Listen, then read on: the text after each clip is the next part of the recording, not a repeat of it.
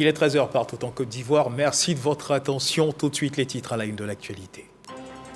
Le vice-président de la République, Thiemoko Méliès-Koné, a présidé hier mercredi la cérémonie d'ouverture du 4e forum de la CIPRES, la conférence interafricaine de la prévoyance sociale.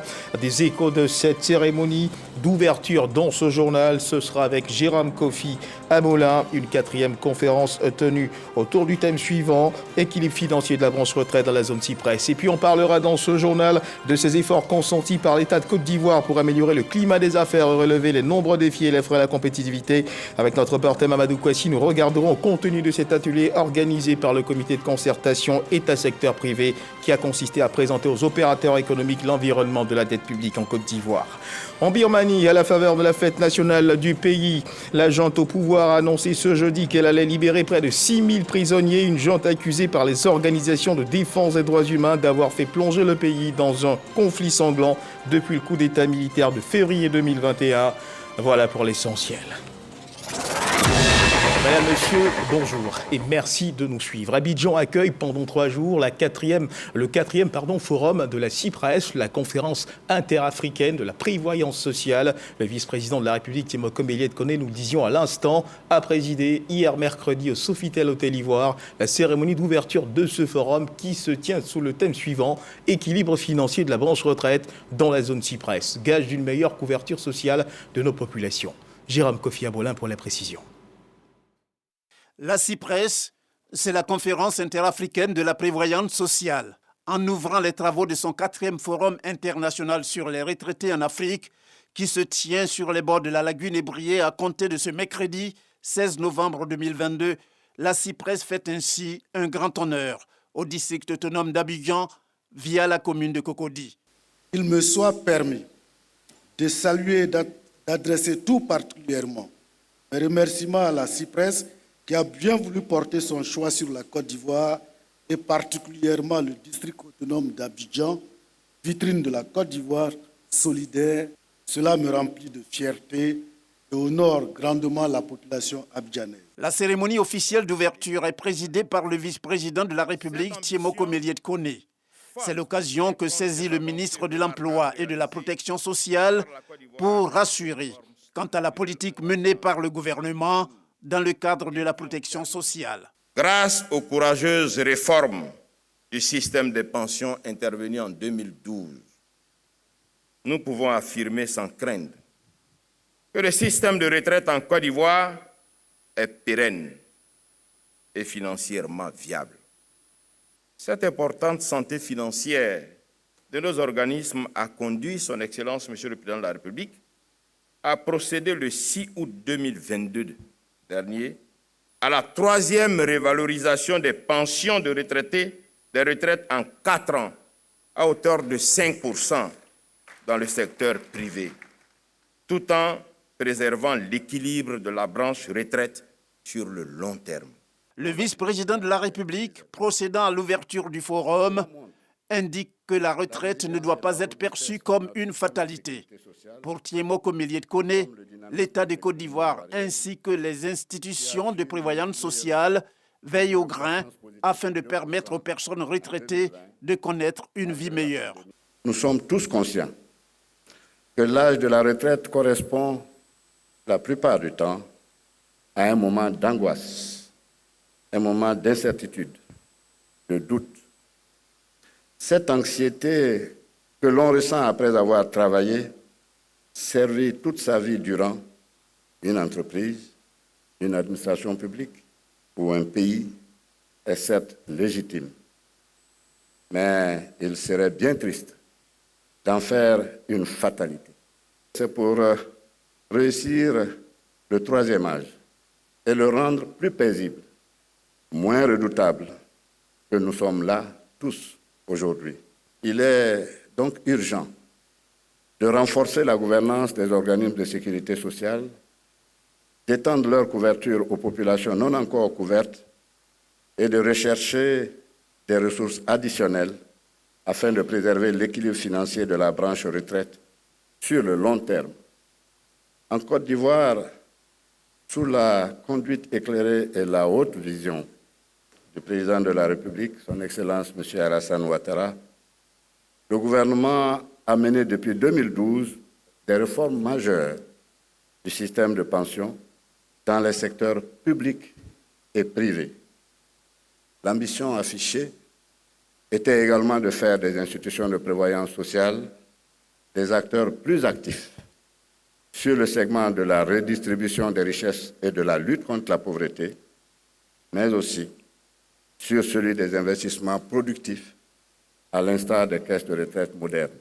Pour le succès des travaux, le vice-président de la République souhaite que ce forum soit une plateforme privilégiée de partage des meilleures pratiques en matière de sécurité sociale. Les travaux qui se tiennent pendant 3 jours au Sofitel Abidjan Hôtel Ivoire portent sur le thème « Équilibre financier de la branche retraite dans la zone Cyprès », gage d'une meilleure couverture sociale des populations. À toute autre chose à présent, les régions et districts de la Côte d'Ivoire seront également impactés par le mécanisme institutionnel de veille stratégique instauré par l'étude nationale prospective 2040. En français facile, cela veut dire que ces régions et districts pourront à leur tour bénéficier de cet outil qui permettra de recueillir et d'analyser toutes sortes de données en rapport avec le développement socio-économique du pays. Dans la perspective de son déploiement, les capacités des experts en planification issus des conseils régionaux et des districts autonomes que compte le pays ont été renforcés. Bahama Traoré. Un tableau de bord numérique qui permettra de surveiller l'évolution sociale, politique et économique de la Côte d'Ivoire. Appelé mécanisme institutionnel de veille stratégique, cet outil fonctionnera à l'aide de données collectées par des acteurs répartis sur l'ensemble du territoire national. Les informations à collecter se rapportent à 22 domaines d'activité et à 643 indicateurs déjà prédéfinis que le Bureau national de la veille stratégique entend valider avec les responsables chargés de la planification des districts autonomes et régions du pays. Après la phase d'Abidjan, la deuxième phase consiste à venir en région pour le même exercice, c'est-à-dire donc définir des indicateurs, les valider et puis continuer le processus qui consiste donc à collecter des données, à les traiter, à les analyser et puis à les mettre au service des décideurs locaux. La validation de ces indicateurs débouchera sur la mise en œuvre du mécanisme institutionnel de veille stratégique à l'intérieur du pays. L'atelier pour nous il est d'une importance capitale parce qu'il permettra donc d'avoir à disposition de nos élus que nous conseillons un outil d'aide à la décision. Ce qui nous permet d'avoir des données bien précises, des données en tout cas pertinentes sur les populations. Au sortir de cet atelier, nous souhaiterons que la veille stratégique soit opérationnelle, de sorte à permettre à nos différentes localités, à nos régions, de pouvoir se développer, d'être à la pointe des autres grandes villes de la Côte d'Ivoire. Pour rappel, le mécanisme institutionnel de veille stratégique est l'innovation majeure de la 4e étude nationale prospective, baptisée Côte d'Ivoire 2040. Deuxième titre de ce journal avec notre reporter Mamadou Kouassi. Regardons à présent au contenu de cet atelier organisé par le comité de concertation État-secteur privé qui a consisté à présenter aux opérateurs économiques l'environnement de la dette publique en Côte d'Ivoire. De nombreux efforts sont consentis par l'État de Côte d'Ivoire pour améliorer le climat des affaires et relever les nombreux défis et les freins à la compétitivité. Au nombre de ces difficultés, la maîtrise des délais de la dette intérieure fournisseuse. Reportage. Les délais de paiement de la dette intérieure fournisseur, un véritable point de discorde entre les opérateurs économiques, surtout les PME, et l'État de Côte d'Ivoire, d'où les nombreuses plaintes de ces acteurs du secteur privé. Depuis des années, nous ne faisons que négocier avec l'État pour réduire les délais, particulièrement des PME, qui est que plus les délais sont courts dans le règlement, plus la PME peut vivre. L'environnement est tellement compliqué que nos PME n'arrivent pas à céder d'abord aux commandes publiques parce que le circuit n'est pas très éclairé. Un atelier national sur la dépense publique est organisé par le comité de concertation État-secteur privé en lien avec le programme pays pour le renforcement des capacités. Il s'agit d'outiller ces acteurs sur la maîtrise des délais de paiement de la dette intérieure. En clair, permettre aux opérateurs économiques de comprendre les procédures, les circuits et le rôle des acteurs de la dépense publique. L'État a déjà fait beaucoup, les délais ont été beaucoup raccourcis, mais je pense qu'il nous faut toujours aller de l'avant pour améliorer tout ce qui est compétitivité des entreprises. Parce que nous sommes battus pendant longtemps pour que les banques puissent financer la commande publique. Aujourd'hui, quand les banques financent, que les opérateurs qui ont été financés par les banques ne maîtrisent pas le circuit de la dépense publique, nous pensons qu'il y a encore du travail à faire. Il s'agit également pour la tutelle de partager les informations sur les efforts déjà consentis par l'État de Côte d'Ivoire pour accompagner les entreprises et surtout les rendre plus compétitives. Au 31 octobre 2022, il est à noter que l'ensemble des mandats fournisseurs de la gestion 2022 pris en charge par le Trésor public représentait un montant global de 713,8 milliards de francs CFA, dont 503,38 milliards de francs CFA de règlements déjà effectués, soit un taux de 68,84%. Quant à la situation des délais de paiement de la dette fournisseur au niveau de l'État central, à fin octobre 2022, le délai moyen de paiement de la dette fournisseur est ressorti à 17 jours en moyenne contre 30 jours impartis pour les mandats de moins de 30 millions de francs CFA, avec un total de 93,21 milliards de francs CFA. Ce délai est ressorti à 22 jours en moyenne contre 60 jours impartis pour les mandats de 30 à 100 millions de francs CFA, avec un total de 66,60 milliards de francs CFA. En ce qui concerne les mandats de plus de 100 millions, le délai s'est résumé à 28 jours en moyenne contre 80 jours impartis pour un total de 277,64 milliards de francs CFA de mandats impayés. Ce renforcement des capacités s'inscrit dans le cadre de la mise en œuvre de la feuille de route du groupe de travail sur les délais de paiement des créances de l'État de Côte d'Ivoire, initié par le Premier ministre Patrick Kachi en 2021. Et puis, madame, monsieur, une question dans votre journal. Comment améliorer les conditions de vie des personnes exerçant dans le secteur maritime? Pour tenter de répondre à cette question, des séances de consultation et de réflexion sont initiées sur initiative de la Direction des Affaires maritimes ivoiriennes afin de collecter des informations qui renseignent sur les difficultés liées au quotidien des travailleurs du secteur maritime et recueillir des ébauches de solutions faites par eux-mêmes. Nous y reviendrons assurément dans nos prochaines éditions. En attendant, eh bien, regardons ensemble à ce qui fait l'actualité en matière de santé, l'évolution de la Covid-19 en Côte d'Ivoire.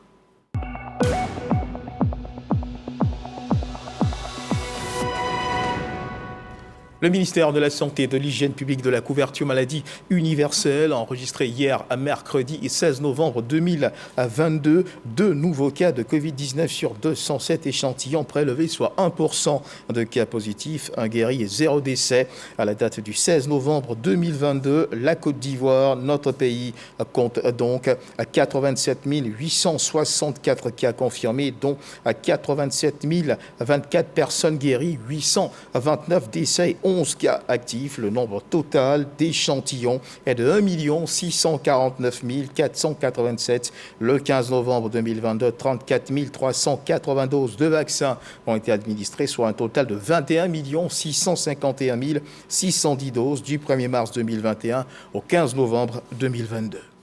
Et toujours dans le domaine de la santé, le gouvernement œuvre pour une meilleure couverture vaccinale. Les pouvoirs publics et privés, les familles et les communautés ont été sensibilisés à la mise en œuvre de la stratégie de rattrapage des enfants non vaccinés ou sous-vaccinés en vue de leur vaccination. C'était au cours de la cérémonie de lancement officiel des activités de sensibilisation et de recherche active des zéro dose et sous-vaccinés. Cette cérémonie organisée par le ministère de la Santé et ses partenaires s'est tenue dans la commune d'Abobo au sein de la formation sanitaire urbaine et communautaire d'Anokwakouté.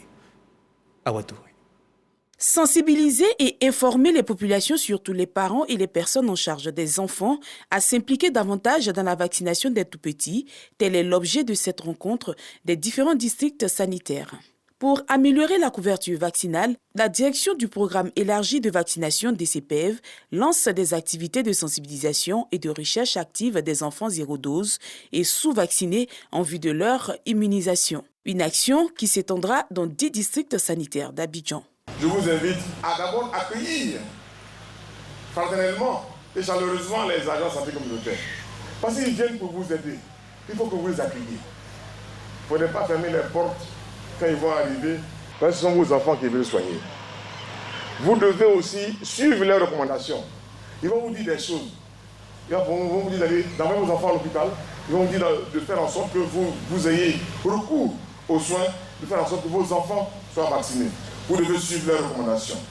Rappelons qu'en juin et en juillet 2022, 200 superviseurs provenant des 10 districts sanitaires d'Abidjan ont été formés. À l'issue de ces échanges, les résultats attendus sont entre autres de faire comprendre à la population l'intérêt de faire vacciner les enfants issus des différents ménages ainsi que l'implication des parents dans la sensibilisation.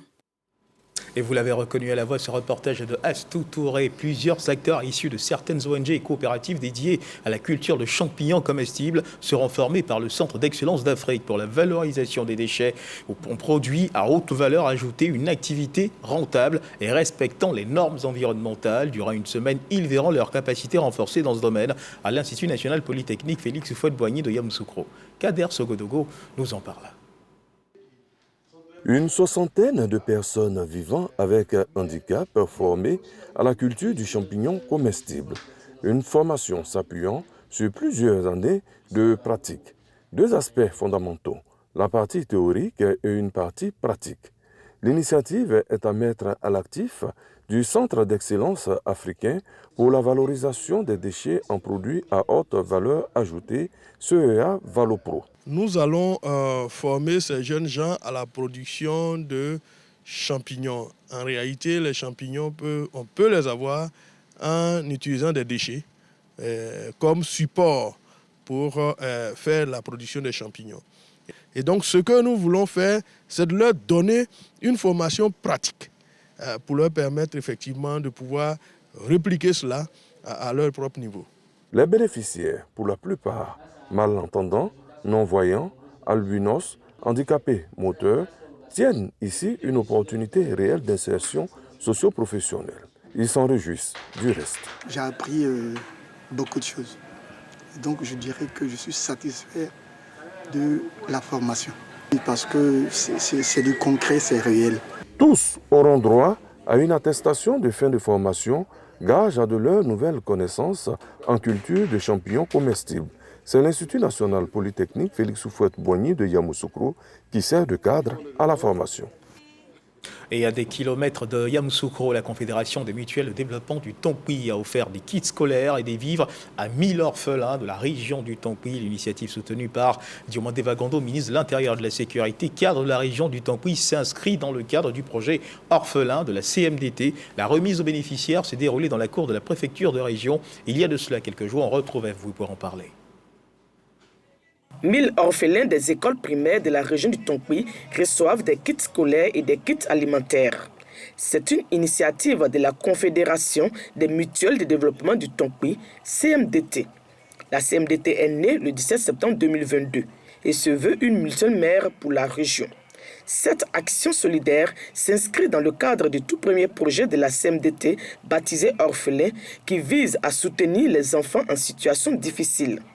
Elle est appuyée par Diomandé Vagondo, ministre de l'Intérieur et de la Sécurité, cadre de la région du Tonkouy. Les bénéficiaires expriment leur reconnaissance. À travers vos dons, nous serons à l'école avec nos amis. Nous allons bien travailler à l'école pour avoir les meilleurs résultats afin que vous soyez fiers de nous. En marge de cette remise des kits, le ministre Diomandé Vagondo a également offert un véhicule de type 4x4 à l'ONG Licolais, une ONG basée dans le Tonkouy depuis 2014 et qui lutte entre autres pour l'autonomisation des femmes, la déclaration des naissances, la promotion de la salubrité en milieu rural et urbain. Et dans ce 13h, d'autres échos de la journée nationale de la paix célébrée le 15 novembre dernier, cette fois du côté de Bondoukou. Au cours de cette célébration, le ministre-gouverneur du district autonome du Zanzan, le docteur Touré Souleymane, a vanté les mérites de la paix, de la cohésion sociale, seul gage d'un développement harmonieux. Occasion pour lui d'exhorter l'ensemble des populations du district du Zanzan à préserver la paix, cet héritage légué par le père fondateur de la Côte d'Ivoire moderne, Félix Houphouët-Boigny. Herman Yamia. Dépôt d'une gèbe de fleurs au monument aux morts de Bondoukou par le ministre-gouverneur du district autonome du Zanzan. Les honneurs lui ont été rendus pour l'occasion par une section du bataillon de surveillance de l'Est, de la gendarmerie et de la police nationale. Dr Touré Souleymane donne ainsi le ton pour la célébration de la journée nationale de la paix.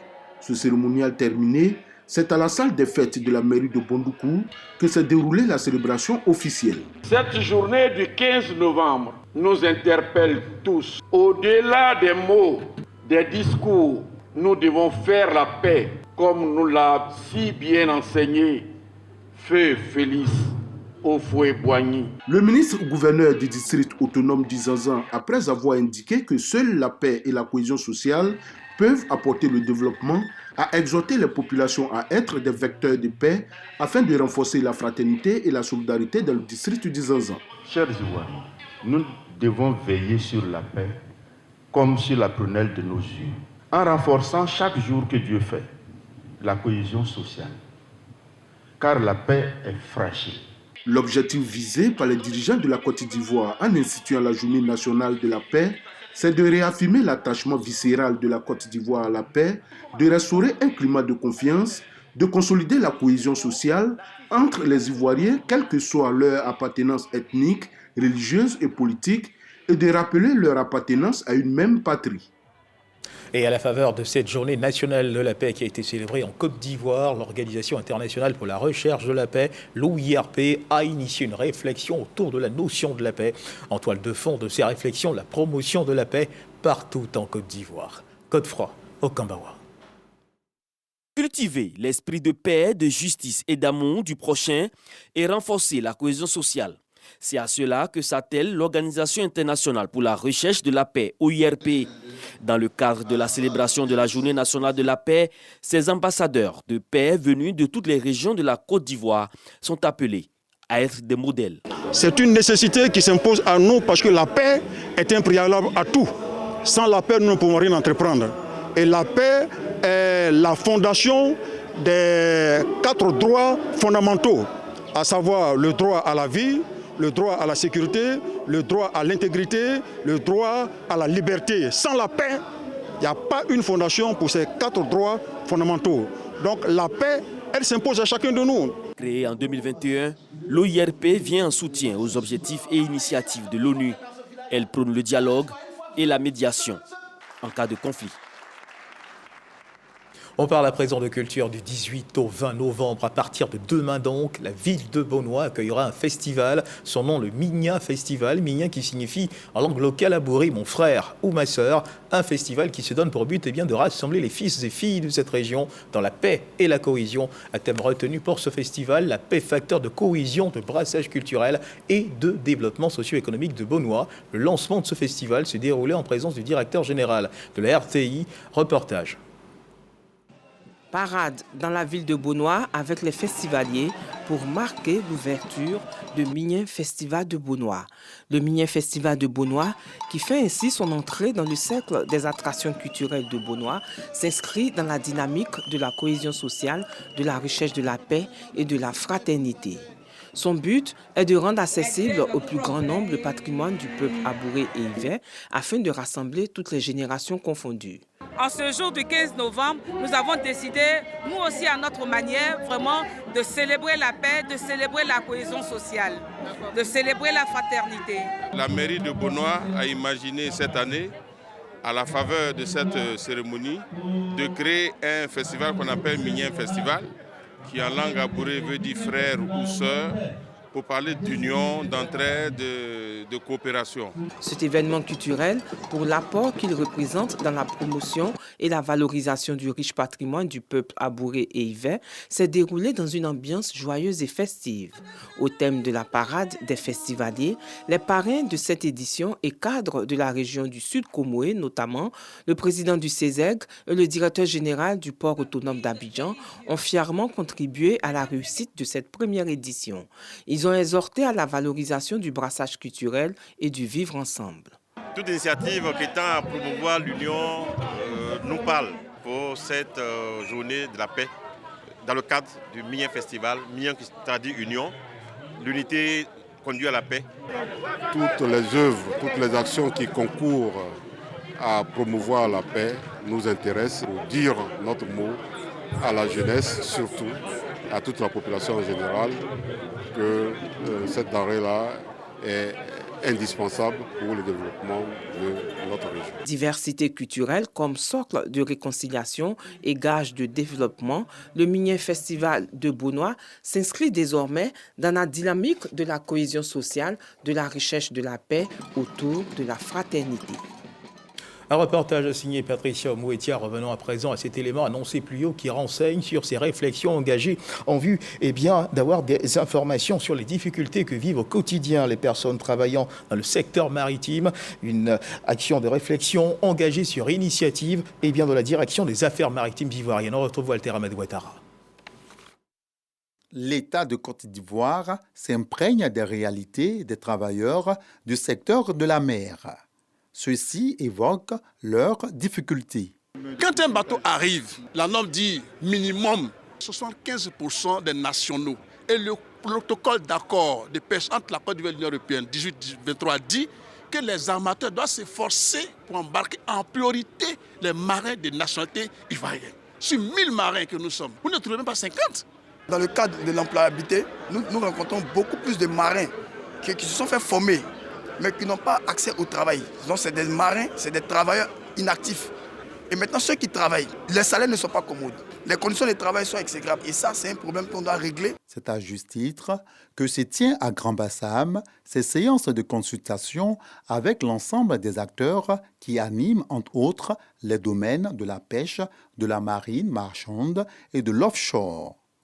À travers cette organisation, la Direction générale des affaires maritimes et portuaires s'intéresse aux problèmes liés à la santé, à la sécurité au travail et au bien-être social des marins. Mes collaborateurs et moi avons jugé utile de rassembler tous les acteurs concernés afin d'engager sans faux fuyant les débats qui déboucheront de manière concertée ou consensuelle à des recommandations que chaque acteur, partie prenante, s'évertuera à appliquer ou à faire appliquer. Le représentant du ministre des Transports assure que le président de la République attache du prix au programme Côte d'Ivoire solidaire. Pour la réussite de cette politique, aucun corps de métier ne doit être négligé. Je vous invite donc à la recherche de solutions idoines, de solutions qui permettent d'améliorer la vie dans le secteur, le travail dans ce secteur. 3 jours durant, 5 commissions vont plancher pour peaufiner une matrice d'action qui vise l'amélioration des conditions professionnelles et sociales des gens de la mer. Et loin des champs de réflexion, la pratique du sport est assurément bénéfique pour l'organisme. En vue d'inciter les dames à la pratique quotidienne du sport, le ministère des Sports, à travers le département des sports de masse, a organisé le 15 novembre dernier la 2e édition du Festival du sport féminin. Des milliers de personnes se sont retrouvées à l'occasion au complexe Agora de Koumassi. Reportage. Mardi 15 novembre 2022, Journée nationale de la paix, aussi Festival du sport féminin. Pour commémorer cette 2e édition, environ 10 000 festivaliers s'adonnent à une partie de fitness en vue d'inciter les femmes à la pratique régulière du sport.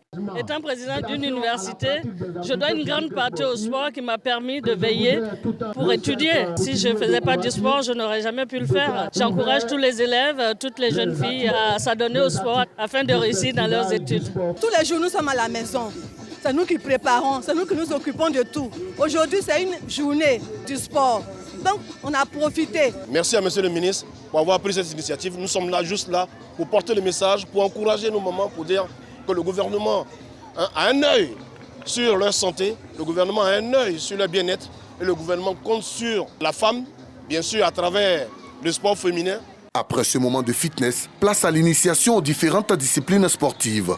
Du dodgeball en passant par la course de relais au Kung Fu Wushu et à la gymnastique, les femmes n'ont pas boudé leur plaisir au cours de cette journée dédiée également à la paix prônée par la plateforme des leaders croyants. Cette journée vient encore nous rappeler qu'il nous faut la paix à tout prix. Il nous faut travailler pour consolider la cohésion, le vivre ensemble à tout prix. Au niveau des compétitions, la finale du basketball a été remportée par le centre NCA de Koumassi, 42-6, aux dépens du collège Senga de Yopougon. Au handball, Littoral dispose sur le fil 19 du groupe scolaire Nanti. Et au football, la formation Parigo Anvers l'emporte 3-1 contre la jeunesse sportive de Koumassi. Rendez-vous est pris l'année prochaine pour la 3e édition du Festival du sport féminin. Un reportage d'Arsène Kouassi commenté pour vous par Jean-Sylvain Risso de la rédaction sportive de RTI 1. Et dans l'actualité internationale présidentielle en Guinée équatoriale, environ 500 000 électeurs de la Guinée équatoriale doivent se rendre aux urnes dimanche 20 novembre pour départager 3 candidats. La population reste partagée entre continuité et changement. Le président sortant Teodoro Obiang Nguema est candidat à sa réélection. La campagne s'achève demain vendredi. Plusieurs organisations régionales procèdent en ce moment au déploiement de leurs observateurs, dont le plus grand contingent, 200 observateurs, est envoyé par la CPLP, la communauté des pays de langue portugaise, suivie par l'Union africaine qui en a prévu une 50aine. Et puis en Birmanie, la junte au pouvoir a annoncé ce jeudi qu'elle allait libérer près de 6000 prisonniers, dont une ex-diplomate britannique, un journaliste japonais et un conseiller australien du gouvernement déchu d'Aung San Suu Kyi. Les organisations de défense des droits humains qui pointaient du doigt des condamnations politiques par une junte accusée d'avoir fait plonger le pays dans un conflit